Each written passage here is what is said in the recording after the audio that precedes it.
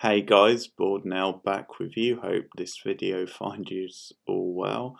This is going to be my review of It's a Sin episode 3. So this is the Channel 4 original series, Channel 4 slash HBO Max series, which I've been very positive so far on, and it continues this week, I'll say, to start off with, so I will be going into spoilers pretty much from the off, just to warn you guys if you've not seen the episode. But anyway, I think this episode is a good example of what this series has been doing best up to now, is because for a while in the episode, I would say for the first half, I actually thought it was maybe my least favourite of the three so far. And I would have to have a think about that anyway, but overall, actually coming away from it, I probably don't think that, because it ended up being such a hard-hitting, emotionally gripping episode, which really brought home just the tragic and powerful nature of AIDS, and how it can overwhelm you, and how it can just take hold of someone who seemingly got their lives together and is, fit and healthy 1 minute, or not 1 minute, that's obviously exaggeration, but they're fit and healthy seemingly in the weeks leading up to it, and then suddenly this disease has just taken a grip of them. And that's what we see with Colin in this episode, who does become the main focus. Now, it's a bit unclear at first, because, like, for half of the episode, it's sort of dropping around the plots a little bit. There's a little bit with Roscoe, who has quite a big plot in this episode. There's little bits with Richie, with Jill. So I think that's the thing. I think at first, for a while in the episode, I was thinking, well, maybe this is good, but maybe not as good as the first two episodes, because the drama wasn't quite hitting me as much. But boy, did it hit me later on in the episode. And I think also what I'll say, and again, this is obviously going into full spoilers, but with what ultimately happens to Colin at the end, and his loss, is it's sort of a bold move really by the writers, because obviously it makes that sort of bold decision to essentially kill off one of the main characters, one of the people we've been invested in, and it's really one of these choices where I think they've gone ahead and done it, because it does make it all the more powerful. It makes it all the more sad, and it sort of makes us, the audience, think more and tragic, because obviously it's a bit different if it's obviously this sort of drama and the subject matter anyway. It's going to be hard hitting at times, and you're not really going to take it lightly, but I think when it is one of the main characters, someone we've got invested in it, it does hit you that little bit harder. I think that's fair to say.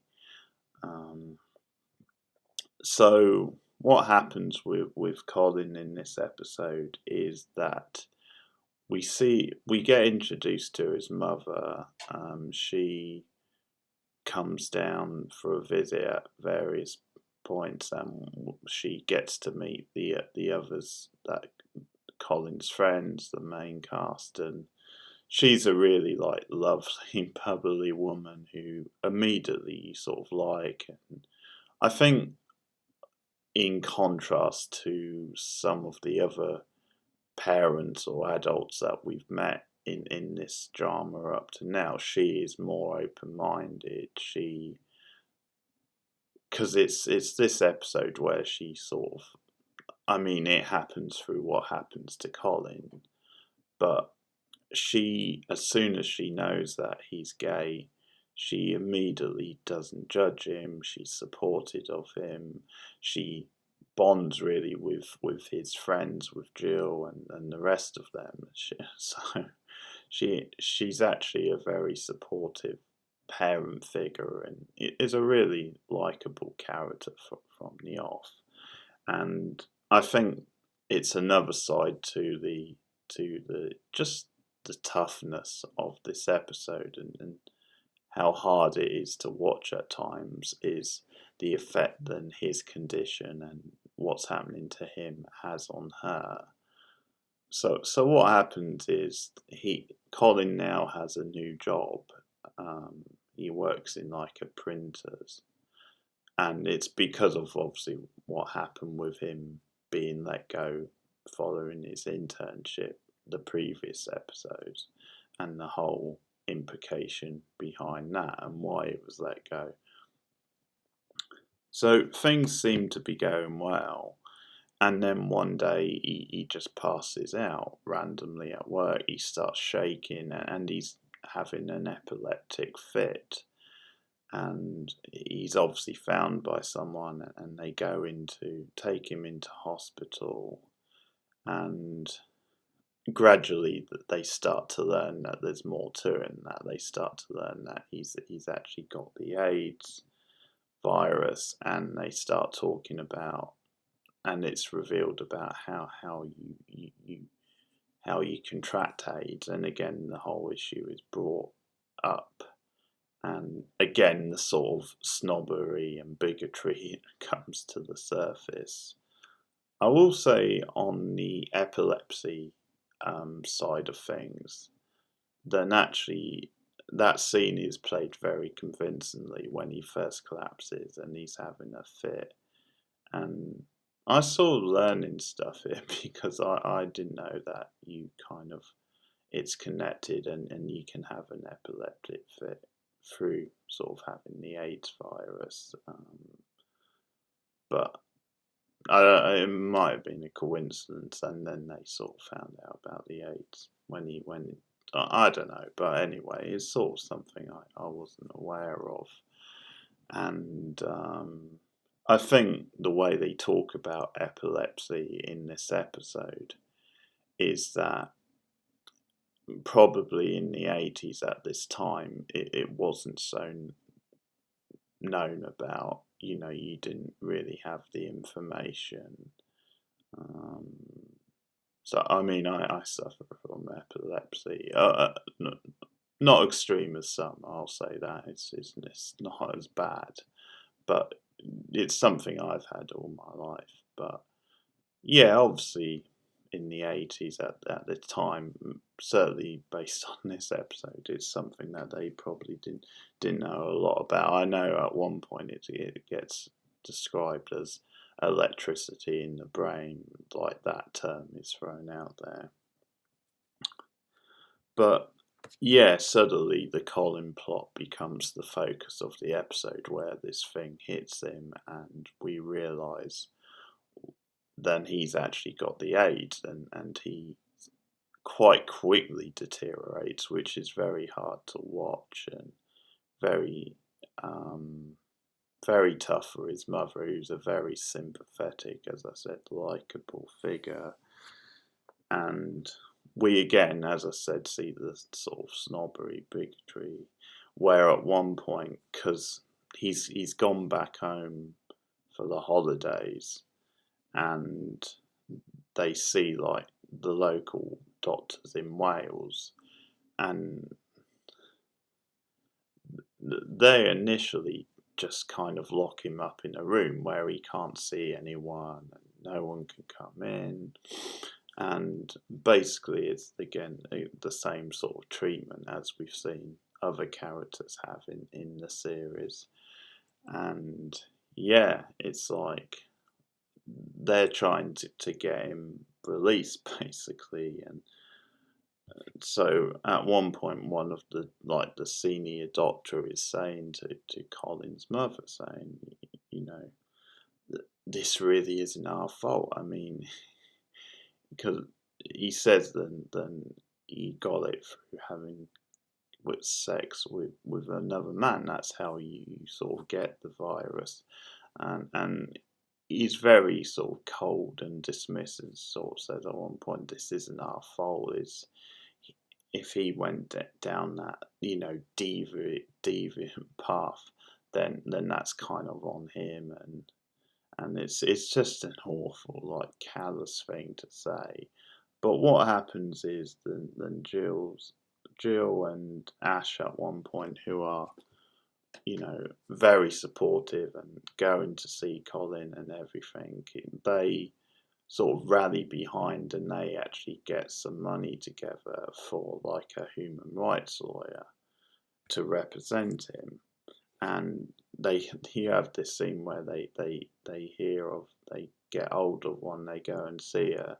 Now, I will say, actually, like, her sort of reactions and stuff in this scene maybe are the weakest moment in the episode, just because it's a little bit on the nose, it's a little bit cartoonish. But after this, when she goes and stuff, and she puts pressures on like the doctor and that, I think those scenes they're fine, they work dramatically. But what happens is they get Colin released because of they sort of put pressure on the practice, on the hospital, saying you're breaking all these human rights laws by just locking him up in this room, sort of restricting him and not letting him leave, basically. And they make this threat, and what they do is they say, we can either take you to court and sue you, or we can work together on this and sort of help each other. But yeah, anyway, what happens is they sort of get him out, and he seeks proper treatment and stuff, and he's in a hospital in London where they're maybe a bit more advanced in their sort of research and what have you, and obviously he's closer to his friends. And there's some really, really tough scenes with him, and the actor who plays Colin does a fantastic job of really transmitting all these awkward moments and all the physical and emotional strain, and just how unpredictable the character becomes. There's a really disturbing scene where Richie comes to visit him with Jill, and it's the first time Richie has visited him since it's happened, because there's this funny thing happening in the episode where Richie, especially, I think partly because he's still in denial over the whole AIDS thing, and how legit it is. And there's also a certain reaction from the others in this episode, which is another interesting thing, because obviously they sort of think, oh, damn, we better get tested. But I think it also shows that you have conflicted feelings, because obviously you want to be supportive of your friend and stand by him and stuff, but at the same time, I think naturally it does make people a bit edgy and a bit scared as well, wondering, have they caught it now as well, because they've been living with him. But anyway, it's the first time Richie visits him in hospital, and Colin clearly isn't in his own frame of mind, if you like, because and it's a really clever scene, this, because he starts casually flirting with Richie, sort of talking about, eyeing him up and stuff, and it's one of those scenes where at the start of it just creeps up on you, because you think it's just a bit of banter, it's because he's in the hospital, and and it's just a bit of banter to break the ice, sort of thing. But actually, as it goes on, it becomes a lot more sort of disturbing and creepy. I mean, obviously, it's he's mentally ill at this point, and he's not in his own frame of mind. So there's not on that side, but he just starts talking about getting a big erection basically, and the scene sort of spirals out from there. And I probably won't mention exactly how it goes, but it becomes very cringeworthy and very uncomfortable to watch, I'll say that much. And Colin's mother is in the room at the time, and it's, yeah, just you feel terrible for her. It's very hard, and she breaks down emotionally.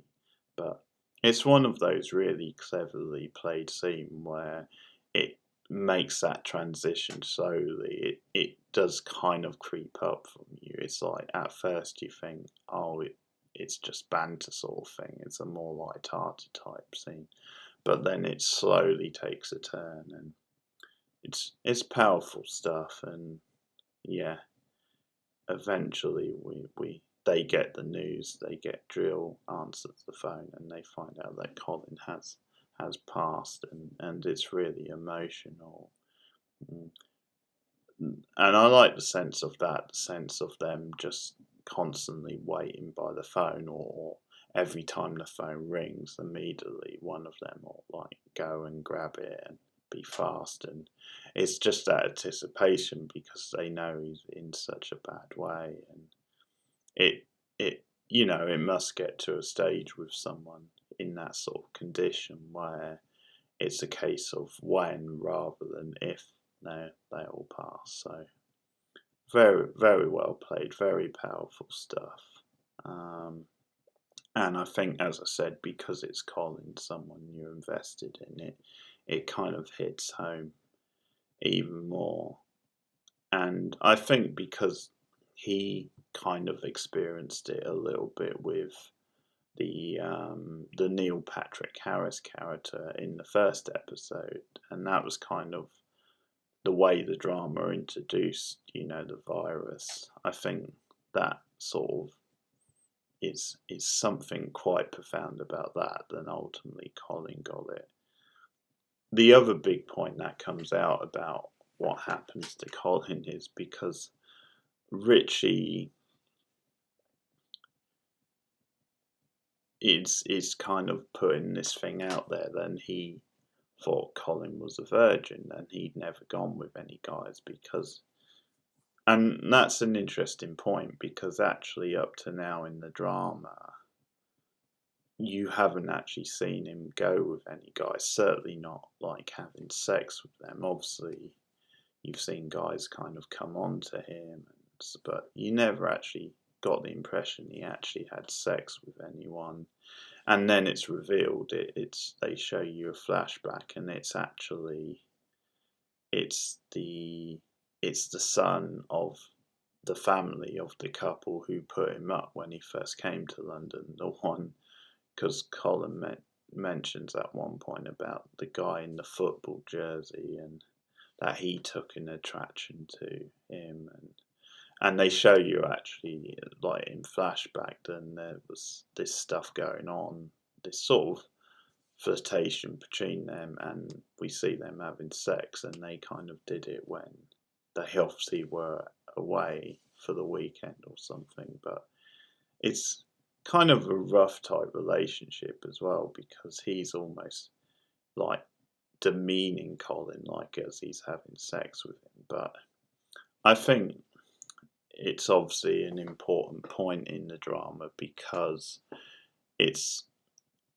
this idea that the virus is so sort of random, then you can just sort of have sex once and with this random person, and unfortunately that can sort of it can sort of get you that way. So that was actually really well done too, the way they were speculating over, well, who's he been with? Like Richie saying, I haven't seen him with anyone and stuff like that, and then it actually reveals what happened. So that is a good drama sort of beat as well. I think the other really powerful thing about the episode is that how everyone responds around Colin, as I said. Now, Richie in particular, because he suddenly become more paranoid and more concerned. I think partly because he's been just in denial, or he's been, not engaging with this idea of the virus and being very cynical about it. And which is partly why he doesn't come to the hospital till later, because I think he doesn't want to face it. But and it also affects his relationship with Donald, because he starts seeing this character Donald in this episode, who's basically this guy he meets at like an audition, and Donald is at one point one of the more like comedics is that Donald gets this part in like a soap, and it's like meant to be a soap set up north, and we see the characters watching it at some point and kind of just mocking like his silly sort of northern accent in it. But it does put a strain on that relationship, because they get sort of pretty hot and heavy. But as things start developing with Colin, Richie becomes more concerned about might he get it off Donald, because at one point he sees Donald with a mark on his back sort of thing, and it means that he starts avoiding Donald. And later on in the episode, when Richie actually gets like a part in, I can't remember if it was a play or some TV thing or something, but he gets like an acting role, and the casting lady actually says to him, you weren't actually the first choice, and she says it was Donald. And Richie kind of says, oh, what happened? Did he turn it down, sort of thing? And she basically suggests, well, not exactly, and basically in so many words suggest it was because of the AIDS virus. He got AIDS, and because he had to go back home because of that. But so, as I said, it starts affecting Richie, and we see the reaction to it. And at some point, like Roscoe, Richie, and Ash are supposed to go and get tested to make sure they haven't got the virus. Now, Ash and Roscoe both get tested, and they're in the clear, basically. Their results come back negative. But Richie, as is revealed at the end, doesn't get tested in the end. And I guess just because he's just so freaked out, just so scared about what happens if it's a positive test, he just doesn't do it. But what happens is we see that scene with him go into the surgery and then not coming forward when his name is called. We see that after they get the news about Colin. So the final like shot of the episode is Richie with this like terrified look on his face, and just because I guess he's wishing now than he had been tested. So that's again a really nicely played bit of drama, really sort of powerful. The other big plot in the episode is that Roscoe has a new relationship, and he has, well, basically a one night stand with this this richer sort of businessman. And the next morning, it's made clear, I think, that the businessman sort of sees it as just a one night stand. And they met in the pub, but Roscoe says, I'm always in that pub. We should get together sometime, or if you're around. And the business guy makes it clear that I wouldn't think so. I'm not normally seen in that part of town. So saying that he's from a richer area and doesn't normally go to the more working class areas. But I think also just saying that it's his way of saying this is just a one night stand, just a one off. And Roscoe immediately is hurt by this, and it's clear that he didn't just see it as a one night stand, that he is looking for someone new in his life. But you get this interesting sort of plot where Stephen Fry actually has a cameo in the episode, and it's because Roscoe goes back to the apartment where he slept with this guy, and it's the Stephen Fry character who answers the door, and he makes it clear this isn't his apartment. He doesn't live here. This is my apartment. So obviously then it was a bit of a lie on his front. But then what happens is later on in the episode, the Roscoe character approaches the Fry character, and to put it quite bluntly, he does sort of like prostitute himself, and they go back and they kind of have sex, and so I think it's maybe suggesting then that's sort of what the other character did with the Fry character. So I think there's both a comment on this sort of class thing, but also this a race thing as well. The fact that you've got this rich white businessman who's using like black guys for sort of sex, and almost as sort of not I wouldn't go as far as say slaves, but it's that kind of thing. But what happens, which is quite sort of interesting, is that Roscoe offers himself to the Fry character, and the impression is that he actually enjoys, spending a bit of time in this world and having this, rich white guy like fawning sort of over him and paying him money for like services. But ultimately, Roscoe does get upset later.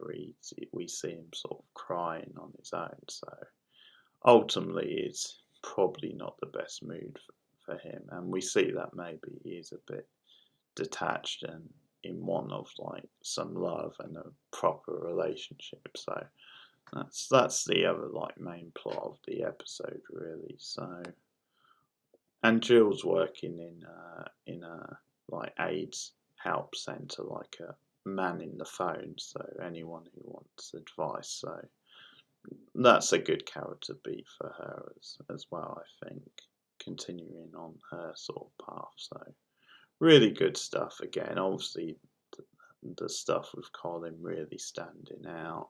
I think that really hit home. Some really effective drama again. So it continues to be really stand out, really great. And I look forward. I think there's 2 more episodes, so I look forward to both of them. But let me know your thoughts on this episode of It's a Sin in the comments below. And I'll be back with more TV reviews and film reviews soon. Thanks for listening, and goodbye.